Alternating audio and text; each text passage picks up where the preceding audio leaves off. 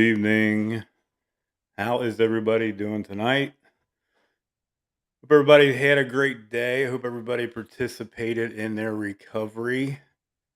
We've been waiting to do this live stream all week. We are not live in studio. I am. Jamison is not. Life shows up, as we all know, and he's at home, so we're doing it remote. No big deal. Life on life's terms. We deal with it, We just roll with it, guys. It's no biggie. We got things ironed out, and I got Jameson backstage right now. For those that don't know him, he is the founder of Sober Gang, hashtag Sober Gang here in Dayton, Ohio. Jameson's been a big impact on the community here in Dayton and recovery world here in Dayton.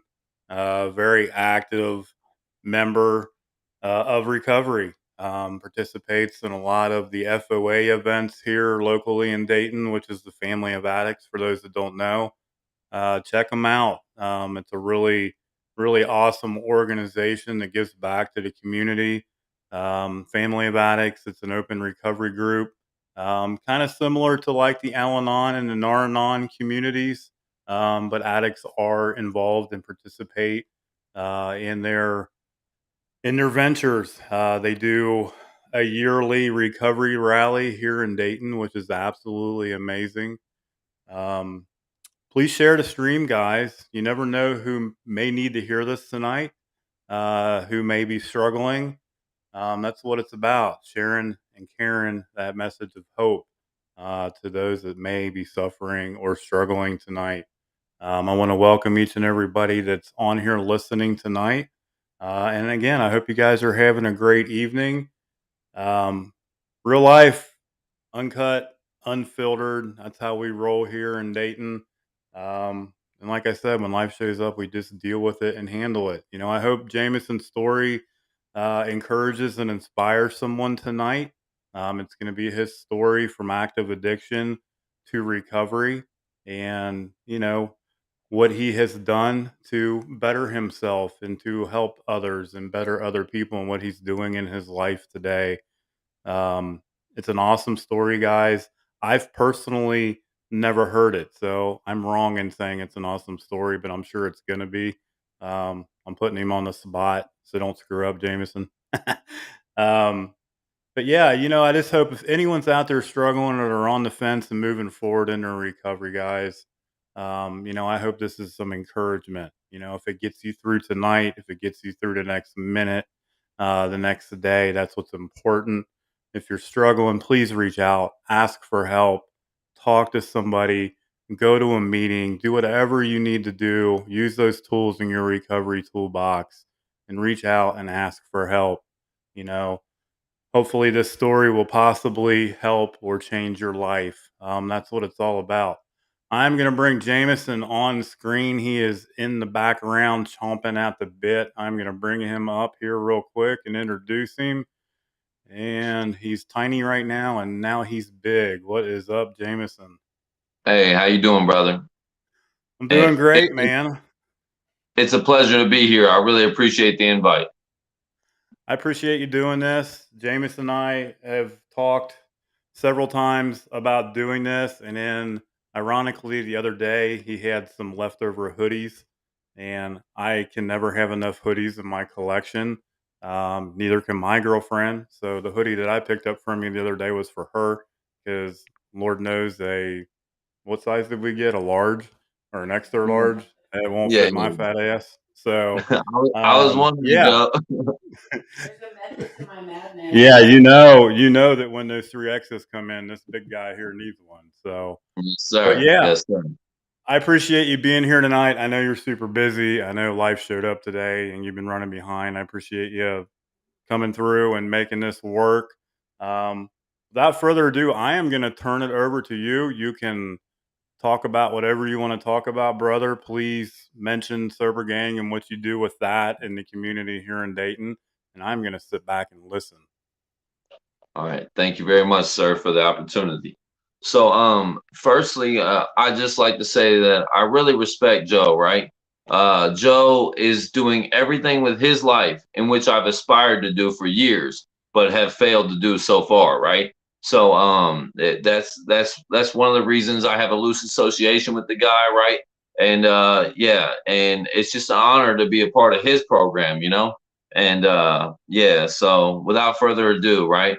So I don't expect you to, to tell you some profound story that's going to totally blow your mind and change your perspective on addiction, right? But I will give you my perspective and how it affected me personally, and how I try and take that to the world around me, and hopefully affect another individual afflicted by addiction. So, pretty much, I'll give you some statistics, right? 17 years in active addiction, four penitentiary numbers for a total of 10 years, right? 7.5 of those years served on maximum security. This is because I had more than a drug problem. Turns out I was an asshole. There's a little bit of that in there too, right? So, three diagnosed mental health disorders, and these things all accumulated. Okay, one led to another, and next thing you know, I had convinced. This is the most dangerous thing I ever did. Right, I convinced myself I was not worthy of a regular life. So through various stints of habitation in some parking garage downtown Dayton or wherever it might be, right? I would see this daily commute on their way to work, right? On their lunch break, right? And they're getting out of these nice cars, right? And they got the nicest stuff on, right? And I just wondered, how is it that they do it, right? And the most dangerous thing I ever did was convince myself I could not do that, okay? So that left me what? That left me never striving, and never wanting to be more than I was. So I'd love to tell you I found my bottom here, but I didn't. It took a lot more trauma after that. But I dwelt under the bridge of Stanley Avenue. It's located in North Dayton. It's a terrible place, okay? And for a year and a half, I stayed there. Winter, just survived the elements, right? And if you do enough drugs, the elements don't affect you, right? That was kind of my thing, right? So, as you can imagine, I developed a horrendous addiction, one which caused me to totally abandon my morals, my convictions, my upbringing, the preconditioned behavior that my good parents instilled in me. All of that went out the window, and I was willing to sleep on a dirty old mattress under a bridge, you know. And I'm very transparent about my experience simply because I don't fear being judged. Yeah. I feel as if most of the people in recovery or active addiction have been there or somewhere similar. And if you haven't, I pray you never will, you know. So basically, it just seemed like every time I was getting out of prison, I just had this chip on my shoulder, right? And nobody would hire me, and that old sad excuse, what I look for a week, you know? And then I resorted right back to everything I knew, which was dealing drugs, robbing people who do, and taken from good, hardworking individuals. That's the only way I knew how to make a living. So let's see. So, like I said, man, all this stuff started accumulating, right? You got a horrendous drug habit, right? I'm a compulsive liar at this point, right? Nothing I tell you is the truth. My entire life is fabricated and fictitious because if I tell you the truth, you're not going to respect it, and you're definitely not going to aid and abet me in my crime or enable my addiction. So I had to lie to everybody about everything, and it's real dangerous when you get okay with lying. It's even more dangerous, sorry. I'm not really with it tonight verbally, but it's even more dangerous when you start to believe your own lies, right? And I was right on the verge of that, if not way over it, you know. And that's when things got real hectic. And I'm kind of all over the place, guys. I'm sorry.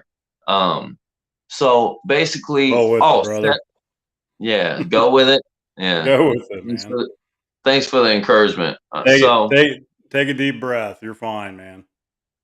Yes, sir. Yeah, after all, I'm speaking to a big family of individuals, you know. So yeah, to me, like everybody in recovery is a rock star. I don't care, you know, what you were doing, how you were doing it, right? We all have this one common thread, you know, and it to me it connects you, you know, and um, so I'm gonna get to the recovery aspect, right? So 7 stints in a rehabilitation center. This is in-house. 15 sober living establishments, right? And and 17 overdoses. That's on record, right? That's what the EMTs here in Dayton have on me, right? But there were several more that didn't get the squad call. So it became apparent to me somewhere in rehabilitation, I'd say about probably the sixth time, right? That God spared me for a reason. It's not because I'm special, guys, because I lost 100 people this year. You hear me? And just like we all did, 100 fucking lives. You hear me? And they were just as special as me, I assure you, especially in God's eyes, right? But there was a reason I was still here. So let me not glorify myself, right? But there's a reason why I haven't succumbed to my addiction. So I started to take a look at that. Was that enough to pull me out? Hell no. You hear me? I went right back to it every which way. So I had to look at why I immediately resorted back to the same old patterns of behaviors, thoughts, and actions. So I started to examine several things, right? So my social circle, right? Okay, I keep going back to the same neighborhood. Of course, I'm going to hang with the same people and we're going to do the same things, you know? So I had to look at my associations, okay? And the program that I adhere to speaks heavily about associations and how they can poison your mindset. Not that you're any better than them, but if you're trying to get away from something, you got to get all the way away. So I also like they say addiction is selfish, right? And I can attest to that. How about you, Joe? Absolutely. Sorry, I had my mic muted. Yeah, sorry. So it's super selfish, you know. Like I can't remember doing one thing for somebody without an ulterior motive. Of course, I'm gonna get you well today, right? But I'm gonna bring it up tomorrow. You know what I mean? When I'm fucked up, you know. So I had to start examining my motives in life, right? And now, I always heard in recovery, keep in mind that I walked into the rooms when I was 15 years old via court order, right? So I was familiar with, the smoky basements, right? In the churches that, yeah, was in the bad part of town, right? And I just blended in with the crew. I didn't care how old you were. We all had the same thing in common. So, but I wasn't listening. I was there for all the wrong reasons, right? I was showing up for the coffee, and then eventually I started listening to what they had to say. It would still take 5 years for me to actually comprehend what they were saying, and then another 2 years to apply it. I think there's total differences in listening, comprehending, and applying application. So, anyways, so man, I totally forgot where I was at again. Um, okay, so I had to look at several aspects of my life, right? Um, it, it, okay, for me, it's so much deeper than an addiction, right? So I had to remove myself from the drugs and alcohol, right? As well as the lifestyle for a good 6 months before I could even start to see that was just that was just the first layer, so criminalistic behavior, right? I mean, a mindset that they say is almost irreversible. So when I got out of the penitentiary last, the recidivism rate was 92.8% for anybody who had been in a maximum security prison for over 1 year, right? So they say you become so institutionalized that you'll never revert from that, right? And so the odds were stacked against me, right? And then you got the overwhelming odds of a person with a mental health disability actually recovering for any length of time, right? Um, the literature speaks about that as well, right? There are those of us with grave mental conditions, right? Things like that. So I had all these odds stacked against me, and I was dangerously close to convincing myself that I was not capable. So, so yeah, I had to be real careful, just like we all do. So it began with believing in myself, and in order to actually take a look at myself, I had to look at like the outside world, right? So basically the only reason I'm even clean today, sitting on my couch, and have a little bit of blessings in my life, is simply because of a spiritual awakening that was gifted to me by God. And I'm not going to say I was worthy. I'm not definitely not going to say I was ready for it. And but its impact was profound upon my life. For the first time ever, I had thought about how I affected other people, the things I say, the things I've done to them, not only to them, but just a simple passing by at a gas station, a nice comment, totally uplifts an individual, right? And then that kindness spreads. So I developed empathy, and the best blessing I've ever received was the gift of guilt. So guilt and empathy, that's what God gave me. Okay. And so for the first time ever, I felt bad about things, right? And not because I wanted to manipulate you out of more money. So I'm going to call you to apologize. I'm talking about real life feeling bad for 12 years ago. You hear me? That one time I cussed you out or whatever it was. So I made this huge list of amends, right? And man, I'm gonna track these dudes down to the end of the earth, right? And I'm gonna shake their hand, look them in the eye, I'm gonna pay them their money, whatever I gotta do. And I had to be careful with that too. I became consumed by that. My Name is Earl. It's an old TV show, terrible reference, but the entire show was based around this men's, concept. And I had to be careful because I was getting sucked into, they say make recovery selfish. Well, I've been selfish my whole fucking life. So I'm going to make it about everybody else. Right. So, and it makes you feel good. Right. Well, it's a temporary feeling, very, very much like drugs and alcohol. Right. Um, and, anyways, I'll move past that. So validation, right? I realized that cared more about what you thought of me than what I thought of me. If so, if I cared more about me, I probably wouldn't have subjected myself to the depths in which I had. Even today, I struggle with validation. So Facebook is a huge thing, right? And I had to really check my motives. Why am I saying this? What purpose does this serve to give this person accolade as to their sobriety or getting a job or whatever, right? So I had to pull back from that, right? It's almost intoxicating to me, you know.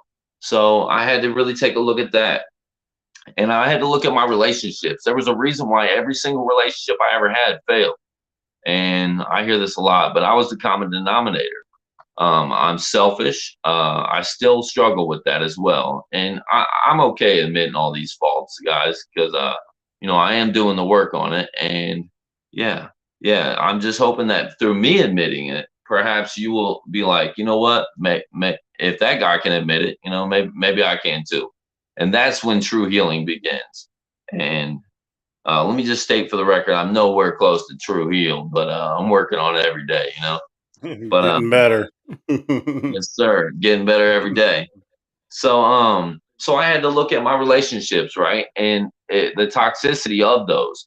And I had to understand what I was bringing to the table and what those other individuals that I thought were to blame for everything I ever had crumbling around me. And I do a lot of blaming, right? So I love a scapegoat in my past, you know? So I'm looking for that one dude, right? To hold the sign saying I did it, right? And I'll find any way to make it not about me, okay? And yeah, I'll internalize it, and then somehow my sick mentality will twist it around, right? Trying to rationalize how I was not at fault, right? So I had to be careful with that in sobriety too, right? Because I don't know if you guys experienced this, but when I got clean, everything didn't just get better. You know what I mean? Like, I quit lying to you, quit bullshitting you. No, no, these are things I have to work on every day, right? And um, so I said a prayer to God, right? This is a big turning point in my life as well. I said a prayer to God, and I said, Lord, remove from me these qualities, right? And dude, it was like 300 qualities. I don't even know where I got all the words from. I'm guessing he gave me those as well. And I gotta say, he didn't change me. He woke me up with the will to change. If that makes any sense. It's not like poof, they were gone. He simply woke me up with a will and enough courage and strength to face them, admit them, right, and fight them every day. And that's the only way I'm winning the battle, you know. And yeah, just for the day, you know. So I'd like to tell you about the turning point. I told you about 100 other opportunities I could have had to change my whole life, but I didn't. So my turning point consists of this. So in homelessness, penitentiary, none of that mattered. Okay, it didn't even phase me. At least I thought at the time, and really, it only made me like stronger willed and more defiant, and gave me 100 different like authority complexes and things of this nature that would not serve me in my recovery. But I'll tell you what did. So I contracted what's called sepsis. Some of you might be familiar with it. It's a disease of the blood you get through using infected needles. So I know it's a pretty graphic story, but I feel the necessity to tell it to you. So I got sepsis and I was about to die, man. I was in the hospital. They're like, yeah, it's got a 60% mortality rate, even in a first world country such as the United States. So basically, this nurse is telling me, hey, man, you got a 60% chance you might not make it here, right? And so, I'm laying there in the hospital. I've been in there a few days, right? They're trying to treat it or whatever. And the nurse comes in and says, hey, I don't know. I wasn't in a clear state of mind, but she does say that your blood pressure is dropping out. And that's exactly how sepsis attacks the human body. And most people never regain consciousness. Well, she walks out to go get the doctor, right? And they're going to do some emergency intervention, I don't know, to prevent me from passing out. And I just remember laying there, right, in my hospital bed. And I couldn't even pray to the God in which I professed my faith to for so long, right? Even if I wasn't living right, I knew he was there and I believed him and I still do. And I couldn't even pray to him and ask him to forgive me for the person who I had been. And I had no desire to change either. I was only there because I had to be, and and to be honest with you, I had drugs on me in the hospital. So it wasn't like I was on some, revolutionary new outlook and going to change everything if I made it out of this. I couldn't even do a foxhole prayer. You might be familiar with that. Lord, if you get me out of this one, I swear, man, this is the one. Never do this again, ever. Yeah, yeah, yeah. And I couldn't even do that, brother. I was so ashamed of the human being in which I had been, right? um, that I convinced myself I was worthy of death. Right? I didn't know how it would come, but 3 years ago when I started the road down serious drugs, they're all serious, by the way. That was a dumb statement, Joe. But yeah, when I started the road down fentanyl and methamphetamine, I convinced myself I was worthy of nothing but death. And so, anyways, they come in and I lose consciousness, and luckily I regained it sometime later, right? And I survived, right? And that's when I really started thinking. And for the first time ever, Joe, I made a move I had never done before. I submitted to my addiction and I checked myself into rehab. Nova, I'm going to go ahead and drop the name, right? So, I love Nova. I love them all, really. They're all saving folks, but Nova's my spot, and those people took me in just like they had 4 times prior, right? And they didn't act like I got kicked out the last 3 times within 10 days, which I did. You hear me? And they accepted me with open arms. And so I got there, and yeah, I was the same badass piece of shit I had always been. You hear me? I'm gambling, manipulating, trying to knock the staff off, just a fucking scumbag, pardon my language. But so nothing had changed. Even though I wanted to get clean, I wasn't willing to drop these old attitudes, beliefs, and thoughts, right? I still wanted to hold on to this criminal mentality and hustle you out your snacks and all this petty stuff, I know it sounds petty, guys, but I believe it's attached to a mindset that's very dangerous in recovery. And yeah, so sometime in there, I had a spiritual awakening. And so now I'm going to fast forward to now, right? So let's see, 12 months ago, well, I had a vision while I was in Nova. And I had a vision, and I saw myself just being active member of the recovery community, and I wanted to show people that it was possible because anybody who knows me, right? I'm not exceptional, but guys, I was a fucking piece of shit. I'm just gonna put that out there. Anybody who knows me, they'll tell you like, "Wow, man, I can't believe that guy turned it around." And I'm really hoping that that inspires one person who did know me, right? And they might be like, "Wow, if that guy could do it, perhaps I could too." And yeah, so I had a vision about something called Sober Gang, right? And it was a group of individuals that, I mean, delinquents, vagabonds, vagrants, and yeah, just terrible fucking people. But terrible people for a monetary gain. That was their motivation, right? And once you remove these drugs and alcohol, I envision a gang of individuals who, if you ask me, Joe, the best people I've ever met are in recovery. And I'm not saying that because I'm biased, you know. I mean, they're genuine, you know. Like a lot of them have developed a side, like a side of them that's calloused, and you can relate to them. You know, they've seen the street, and then also yeah, they've seen regular life. So I Relatable envision that, experience. yeah, there. I just didn't want to do that. You know, like I hate doing full blown spiritual awakening. And Joe, let me ask you a question real quick. This is kind of side topic, but Shoot. have you ever tried to talk to somebody about a spiritual awakening and you can just tell if they know what you're talking about or not? Oh yeah, for sure. You can tell if they've either had it or had it. Now, if you haven't had it, I'm not saying, you know, you're any less. I'm just saying like trying to explain a spiritual awakening is the hardest thing I've ever done in my whole life. Yeah. It's such a unique experience to you that Yeah, only you can describe it in your own words, and you can tell whether you're making some bullshit up or not. You know what I mean? exactly. So Yes, yeah, I know exactly what you're saying. and it left me inexplicable. So Sober Gang. I wanted to create a network in my very own city, right? The very city in which I ran the streets, right, and met thousands of people afflicted by this disease, right, and and then like I began to take a look at the mental health aspect, right. So for years I ducked a mental health diagnosis, you know. I didn't want to be labeled, okay, even though my entire genetics is flooded with bipolar and everything else, right? I did not want to be, you know, so once upon a time in my life, I let people convince me that people that are relying upon mental health meds are weak, right? And that they only make them weaker, right? So, of course, that's a fucked up ideology. But I went, you know, I was young, you know, and I believed that.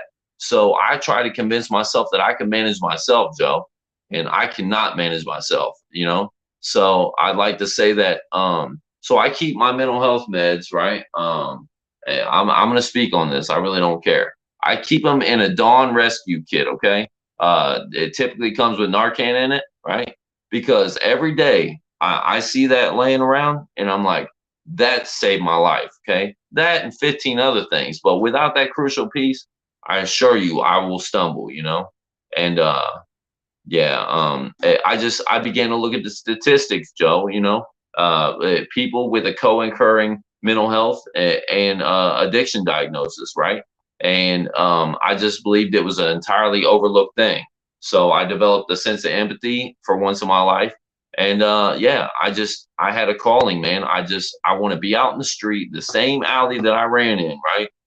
And talking to the same individual that's still stricken with the things in which held me down, right? And I know I can't save him, Joe, but I can damn sure show him the way. And last but not least, I'd just like to say one more thing, Joe. So the whole Sober Gang thing, right? It came from this, right? So in a year and a half under that bridge, right? Um, I never had one person pull up on me or walk up on me and say anything about, hey, brother, you know, would you like to get clean? Right? There was no such thing as a peer support special. Well, I'm sorry. Let me not say that. There was, right? But we didn't have them in this area at the time, right? And if so, they definitely wasn't talking to me. I was a pretty gnarly looking dude, right? And so I just wish that one individual would have pulled up on me, right? And it just spoke to me for 5 minutes, you know, and let me know about resources, right? I didn't even know how to get insurance. I definitely didn't know how to go about actually going to rehab, you know? And so, yeah, the vision is to create Sober Gang as a peer support network and offer not necessarily counseling, but peer support services. The different levels. And yeah, we do afflicted outreach, which is we go out in the streets about once a month, sometimes twice a month, should it permit, and we pass out bagged up food, hygiene, socks, clothing, Narcan especially, and yeah, that provides us with a rare opportunity to speak face to face with these individuals. And I've found that if they can relate to you, right, that you have a lot better chance of touching base with that individual and them actually taking a card, right? And to date, right, I'd like to say that Sober Gang, the Facebook page, has helped over 100 people get into inpatient treatment or sober living. And I don't know, it's just been a real blessing. And I pray that it keeps going. And I'm going to keep, that's my cat. Yeah. That's That Miss Kiddums right there. So I'm gonna uh, I'm gonna uh I'm gonna keep dedicating my heart and soul, right? And I just pray that it'll impact one person. That's what this is really about. It's about that one individual. And yeah, um, yeah. I'm just really thankful to God, and I'm thankful for my new associations. And like none of this could have been possible without recovery. And yeah, I'm thankful for people like you, man. You're putting it out there, man. You're ending the stigma, and I love you for it, bro. I appreciate it, man. You literally just you told my story. You know what I mean? Like this is the first time I've ever got to hear your story, your experience, strength, and hope. And especially when you first started talking about um, like being hard on yourself, your own worst enemy. I have a hard time accepting. How do I want to say it? This just positive feedback from other people because I'm so hard on myself. Like I beat myself up. I don't give myself a break. Um, it's hard for me to change that prison mentality. I've got a couple numbers myself. So when you're incarcerated and you're locked up, you're taught to be strong. You don't show weakness. You get in that, how many fucking ramen noodles and bags of Keefy coffee can I get? Mm. Who am I going to hustle out of this and who am I going to hustle out of that? And it just carries over into the street when you get out. And like you said, I carried that same mentality. It took me 9 tries in and out of treatments. Woodhaven several times here in Dayton, the Cat House in Cincinnati, Access Hospital here in Dayton. I mean, I could just ramble on between here and Hamilton County and even Dearborn County in Indiana, like all over the place, bro. Yeah, I mean, like I was chronically homeless. You were chronically homeless. Like our story is so much alike, and that's that relatable experience that we're talking about, that you're talking about. I too wish that's why I'm so grateful for people that are doing street outreach, for the certified peer recovery supporters like myself that are out there. I'm not personally on the street, I work at the homeless shelter, but there are several badass people here in this area alone that are on the streets that are out doing exactly what you and I wished had happened to us when we were homeless and on the street. Because when I was incarcerated and I got released in Indiana, I was sitting across from Lucas Oil Stadium in downtown Indianapolis at a Greyhound station with a $50 JPay card in my hand, trying to figure out how I was going to score some dope. That was my mentality. I didn't have anyone there guiding me. I didn't have anyone there helping me. I had a pair of Hawaiian shorts on, beautiful state issued Hawaiian shorts that were given to me and a wife beater and a $50 JPay card walking around going, "Hey, anybody got some dope?" At a freaking Greyhound station. So, Yes, sir. man, I can't express my gratitude for you and what you do for the community, for creating Sober Gang. You guys are constantly of service, like you said. completely forgotten to plug the fact that you guys go out and do your own outreach and hand out Narcan and help with food. And I knew it because I see you post it all the time asking for people to reach out and to be of service and to help. And it just shows you, it shows me the change that, especially in you, because I really didn't know you um, prior to all of this. I ain't gonna lie, I've heard some stories, but you know what, man? That's that. It is what it is. You know, we've all got our stories. We've all got our past. What's important is that you have changed mentally, spiritually, and physically, and you're using that past experience as a positive one today. You know, you flipped the switch, brother. I mean, you're using that negative thought process and that negative stinking thinking, and you've changed it. You've changed your life around, and now you're changing other people's lives, and that's what's beautiful. It really is, Awesome. man. So, so, do I have time to say something, Joe? And you got all the time in the world, brother. This don't end until I hit the end button. Yes, sir. Yes, sir. So, I'd like to say that those people did exist, right? The dream that I had, right?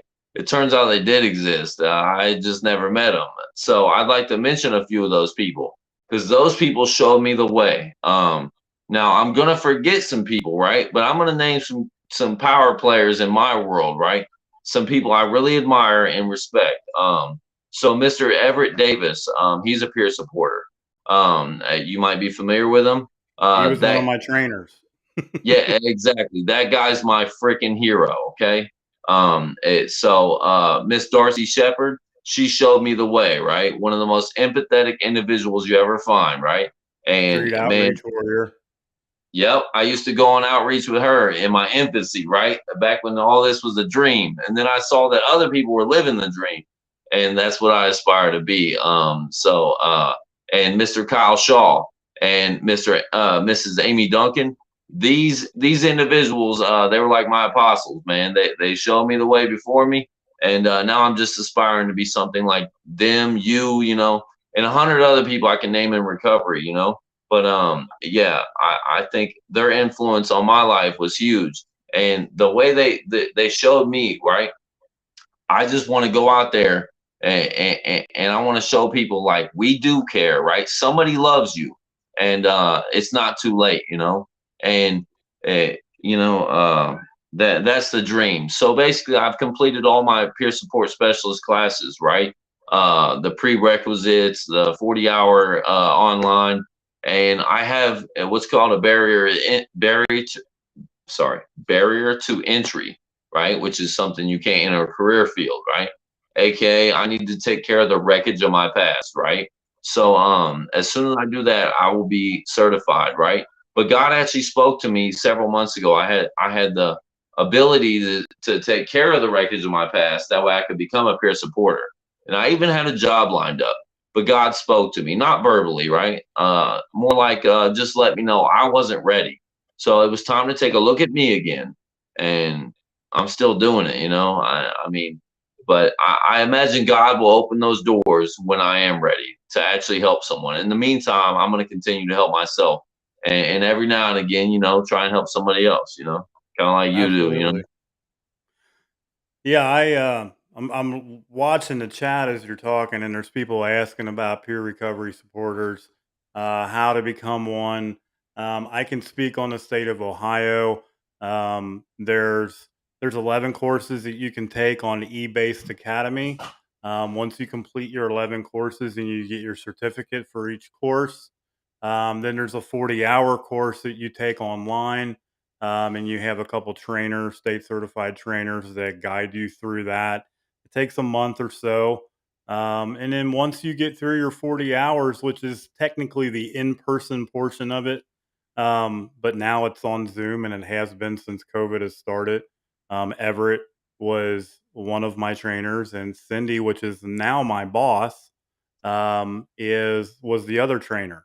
So I went through the training and then got employed rather quickly in the field. But that's how it works in Ohio. And exciting news for the state of Ohio, starting in July, They're starting it's either called Friends and Family or Family and Friends peer specialist position.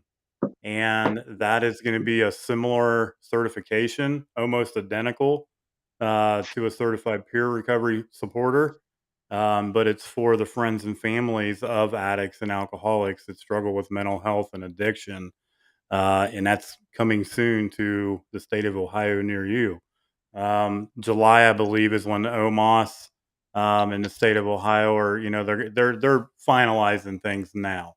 I'm super excited because my girlfriend personally works in Al-Anon program and is on the other side of the fence. So it's awesome. It's for the people that have had hellions like ourselves in introduced or have been in their lives, and it's awesome, man. The peer recovery world is amazing. It's an amazing field to be in.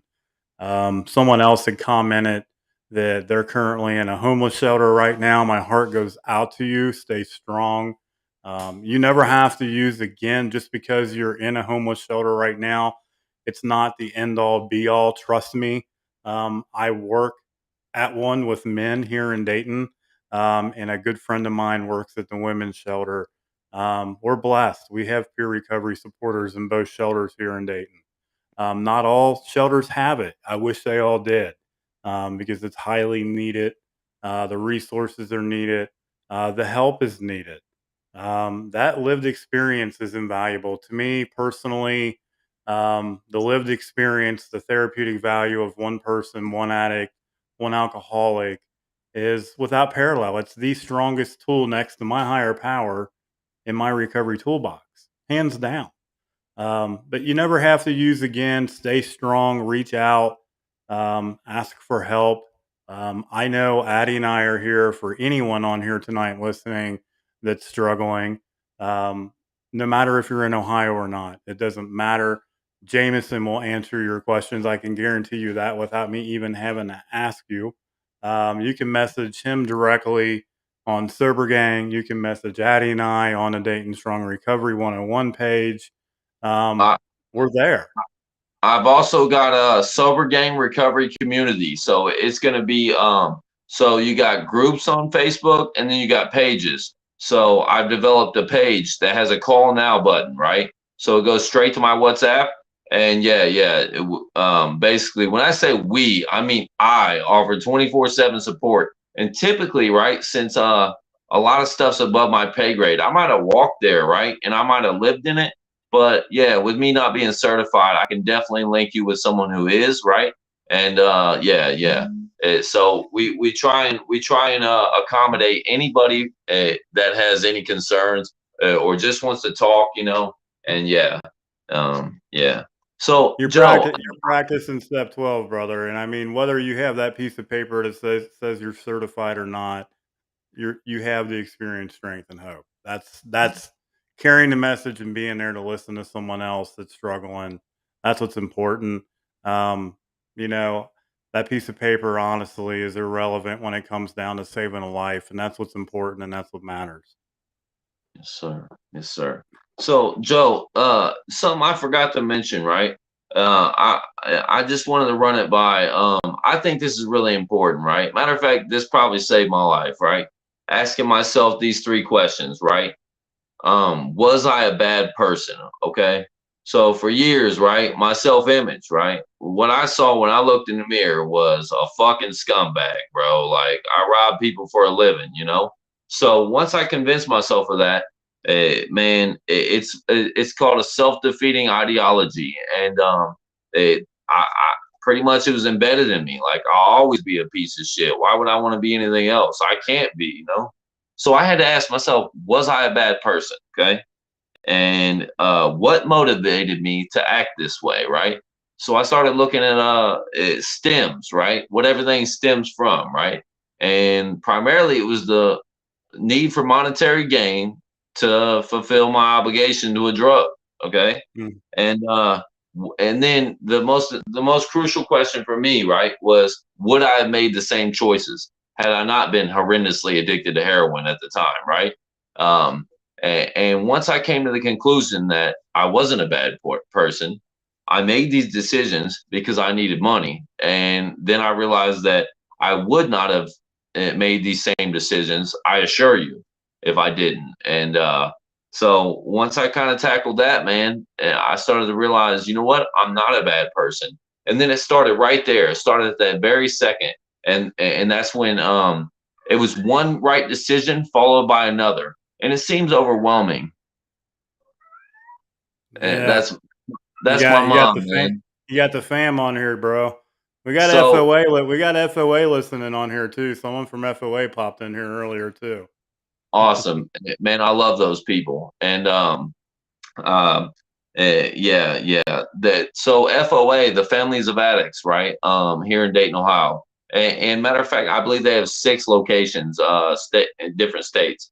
So they exposed me to a different side of empathy. They finally made me see what my family went through for 17 years, right? And even though I was like 8 months into my recovery at the time, it still changed my outlook and my perspective on the way that I impacted the world, right? And yeah, but once I came to grips that I wasn't a bad person, right? This was real important for me too, Joe, to understand it's overwhelming. You know what I mean? To look at changing everything, like, come on, man, I got to change everything about me. Well, it began with me hating who I was, right? And that's what caused me to use drugs a lot. A lot of that was that. Let me say that.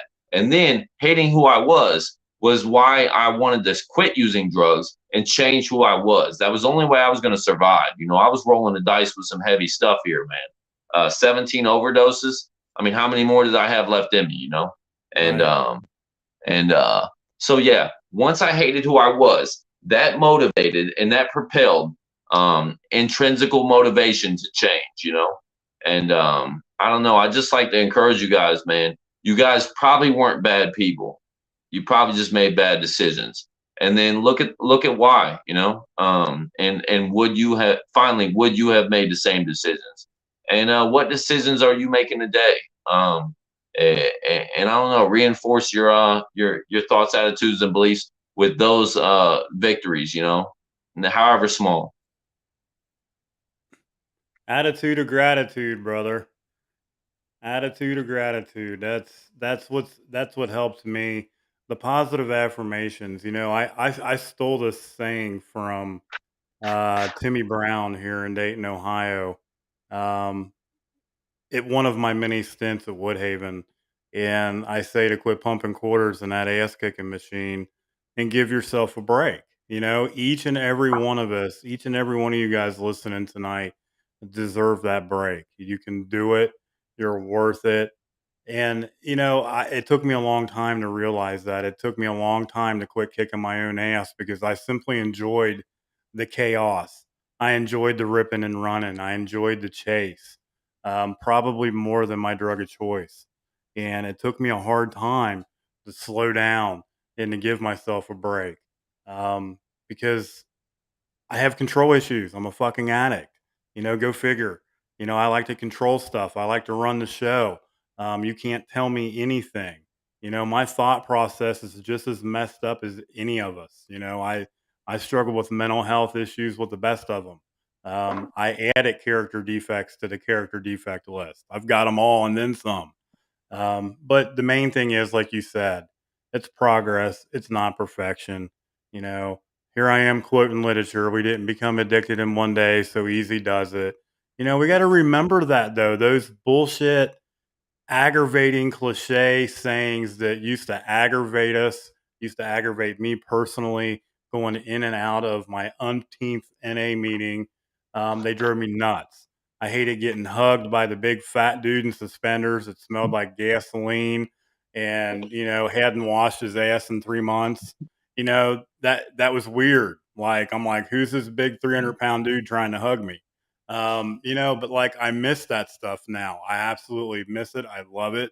I do a lot of Zoom meetings. I'm a Zoom baby. I got clean. We got clean during Zoom. And man, I just our story, we're like so much alike. It's awesome. Like, you know what I mean? It's cool because like you're sharing my story and it's just it's a proven. It just proves how powerful that relatable experience, strength, and hope is when we share our stories, and why not only you say this a lot, I say this a lot, is to recover out loud. Each and every one of us have a unique, powerful story that needs to be heard. Um, Men and women alike need to share that story and get their message of hope out there, because we don't know what someone's going through. We don't know what's going on in their lives right now. We don't know what's going on. Um, and it's powerful. How many times have you gone into a meeting with a negative attitude, not wanting to go to a meeting, almost dipping out on the meeting, gone in there with a fuck it attitude, and walked out of there with your mind blown because you heard exactly what you needed to hear in that meeting? You know what I'm That's saying? good, brother. How many times has that happened to you? All the time, and that's God, right? That's Yeah. God. So He delivers exactly what I need to hear at the exact time I'm least receptive to it, right? And yeah. So you said something earlier, right? That really, really, it resonated with me. You said you have a hard time, like accepting compliments, right? About the things in which you are doing positive, and yeah. Like I totally understand that, man. Like so so I don't know, man. Like, when you are doing good, people's like, "Oh man, congratulations." Man, I hate hearing that. You know what I mean? It's Like that's the weird. last thing. Yeah. It's weird as hell. I'm like, what's this motherfucker want? What are they trying to So, get from me? It's like you're looking at the ulterior motive of, like, what are they wanting? Um, I get it because I feel the exact same way. and that's when I had to look at my perception, right? That are shaped from my past dealings, right? So, I developed the mentality that most people were bad people, scumbags, right? Well, look at the conditions. I mean, look at the environment I was conditioned in, right? Of course I'm going to believe that, but it turns out that's not true, And so I'm sorry guys, I got to say one more thing, right? So I really do, man. Like God put it on my heart to say this, right? So I had to look at my earthly impact, okay? My spiritual awakening in a flash of a second, right? Not even that. I can't even describe how short of amount of time it was. I saw every single thing I had ever done in my entire life here on earth, right? And then, uh, um, yeah, and all I could do was cry, right? So, sometime after, right? Um, uh, I developed what I call earthly impact, right? And okay, so I had to understand that every conversation I've ever had has impacted someone or something somehow, right? Every facial expression that I threw to someone across the room that I didn't know and never would, right? That affected them. Every step I've took, every handshake, every glance, and even every break, every time I hit the brakes of my vehicle, right? So that slowed down the person behind me, right? Which put them 2 seconds. It's the butterfly effect, put them 2 seconds off their schedule, right? And yeah, so every negative exchange I had in the grocery store or wherever, right? And then I had to start. Oh, and it went all the way down to a drop of water. You understand, Joe? Yeah. So I saw every drop of water I ever wasted, right? And every individual with malnutrition and dehydration across the world, right? So that's when I started to look outward of me, right? Quit being so selfish, right? So positively, my impact, right? A kind word, encouragement, uplifting, consolement, right? Whether or not I text somebody back and how quick I do so, right? And how I respond to people, and then I had to understand response versus reaction. My whole life, I've been reacting to situations. You know what I mean? Fight or flight. Yep, exactly. Yeah. My whole life, I've been encountering hostile situations with even more hostility, right? Yep. And yeah, that got me nowhere, and it certainly got the other person involved or other people involved even further back. So I had to look at that. Um, So I made a list, right? This is the last thing I'm gonna say, Joe. I swear, man. I have to. Um So I made a list of everything I used to be, right? And my active addiction, and I'm gonna share it with you guys. And then I encourage you guys to try this too. I made a list of everything I am today, right? Striving to be God's child, right? And deliver his message. So in my active addiction, driven by drugs and alcohol, I was a liar, I was a cheat, a thief, I was a bad friend, a terrible son, a hypocrite, a bigot, a hate monger, a judgmental, shallow, selfish, discriminative, closed minded, obstinate, myopic, pessimist, a manipulator of grand proportion, hostile, short tempered, deflective. Uh, let's see. I was a known gang member. I was known to be violent. I was an addict, an atheist, and I was very passive aggressive at times. So, I was a bad grandson, and you name it, man. I was all that, right? And today, right? Okay, this is what's going to lift me back up, right? Where people try and pay you compliments, Joe, and you're not too receptive, right? Well, pay yourself a compliment, right? Do it in the confine of your own home between you and God, right? So today I'm a man of God, or at least I strive to be. I'm a good son, or at least I'm trying to be.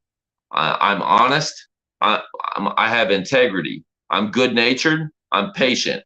I'm a damn good stepdad, which is the first time I can ever say anything like that. It's probably my best accomplishment thus far. Um, Today, I'm a father figure. I'm a good influence. I'm a steward of God's will, or try to be. I'm going to leave that little clause there, right? I'm slow to anger. I'm more open minded. I'm working on that. I have pure motives. I'm a mentor. I'm a positive influence. I'm a contributing member of my community, a good person. And check this out, Joe. This is my favorite. Today, I am a human being. Yeah. Amen. At You that, know, it's awesome because you beat me to the punch. Not only did you flip the script from a negative mindset to a positive one, which I wholeheartedly agree. I'm still working on that myself because I still am hard on myself. I can be my own worst enemy at times, but I'm a big one for the positive affirmations. And you just listed off a whole shit ton of them. And it's awesome. For any of you out there that are listening that have been in multiple treatment centers, that's one of the reasons why it's so important. They beat that down your throat. Um, the residential treatment center that I was in had us put it on our bathroom walls. They had it put it anywhere and everywhere you could see it, on your notebook, on your folder, write it on your hand. Um, Constantly reminding us to have that attitude of gratitude and to say something nice and positive, not only about yourself, but about other people, to try to become more comfortable with doing it. Um, and I'm not going to lie, I agree with you. It's still hard for me at times because my mindset still goes back to that old stinking thinking. Mine stems from being overweight and struggling with food addiction and alcohol. um, I'm not going to get too much into my story, but at one point in my life, in my 20s, I was over 500 pounds. So you can imagine the struggle I went through at being that large and literally the elephant in the room. And that doesn't go away overnight. It's hard to turn that off. Um, but I'm working on it. You're working on it. And I'm super proud of you. Um, you Comments in here are crazy. You're gonna have to go back and rewatch it. You've got people thanking you, family, friends, locals, people out of state. Awesome message. Um, Courage, strength, and hope tonight, man. It's been off the hook. For those that are out there listening that heard Jamison's story tonight, that are struggling, that are in a homeless shelter, um, that are thinking about picking up, please reach out. Please reach out to one of us. Reach out to someone in your support network. No matter what, just do not pick up, please. If anything, pick up that phone call. Pick up that phone, that heavy fucking phone, and make a phone call and do yourself a favor, and reach out and ask for help. Recovery is possible. Each and every one of us in here listening tonight is an example of recovery, and that together we do recover. We can do this, guys. We really can. Hey, Joe. What's up? So I think you can vouch, brother. Today, right now, I would not be sitting here talking about this right now if I wouldn't have finally gave in and started calling that one trusted associate or that several trusted associates I have in my recovery circle today. So, I would have made it to about 8 months, right? I was 5 seconds away. I was staring down the barrel of a gun, and I wouldn't have made it if I wouldn't have called that one person I trust and believe in, right? And not 4 months ago, right? I was on my way. I had one loaded up. And brother, I finally submitted my will, right, in place of one higher, and I called a human friend. And guess what, man? Today, 14 months, man, and and I'd like to say everybody that's listening right now, you guys are a hope shot. Okay, you guys give me hope, and I hope we do the same for you. And I'm gonna plug my Facebook page. It's hashtag sober gang. Check us out on Facebook, and just thanks everybody for listening. And Joe, is it controversial to ask you to pray? No, not whatsoever. Let's do that then. I I'm gonna like let you to you pray lead it. though. I'm gonna Say, let you lead the prayer. I'll let you no, do the prayer. I like you to pray. You want me to pray? You know, Well, I'm gonna have to pull it up because I have a prayer that I say a lot when I'm in meetings. Um, okay. and If you if you'd apparently, like if you'd like, I can pray. I'll say it. It's a gratitude prayer. It's a pretty Yeah. simple prayer. Amen. I think Amen. I think that's why you see me posting a lot about gratitude because I think each and every one of us have gratitude, and how important it is to talk about the gratitude in our day, the importance of having the ability to reset your day. If you're having a shitty day, you can hit that reset button and start your day over. It's a mindset, and keeping that attitude of gratitude. Let me bring it up real quick. You got me, Yes, sir. Johnny, on the spot here. And you It's put me, cool Johnny, though. on the spot. Hey, apparently 20 years of active drug use affects your memory. Go figure.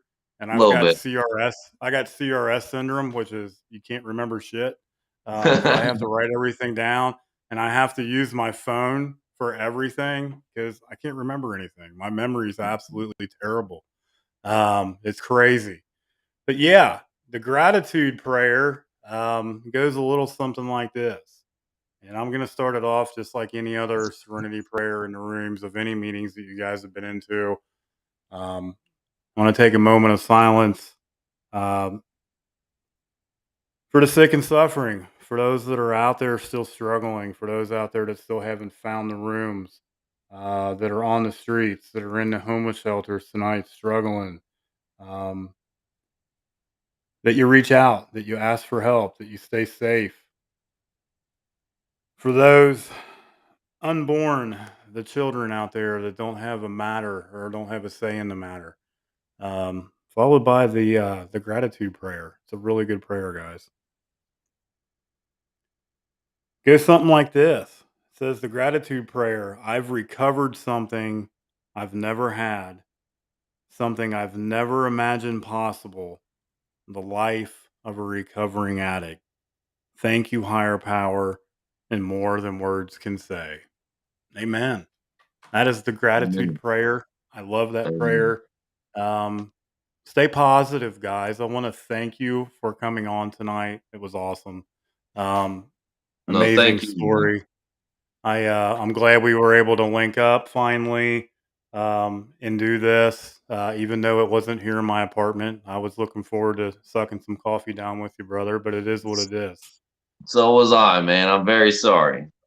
It's all good, man. No needs for apologies. This went amazing. I hope you guys enjoyed the stream tonight. Please share this stream, to those in your recovery groups, to those that you may think may need to hear it tonight. It was an amazing story.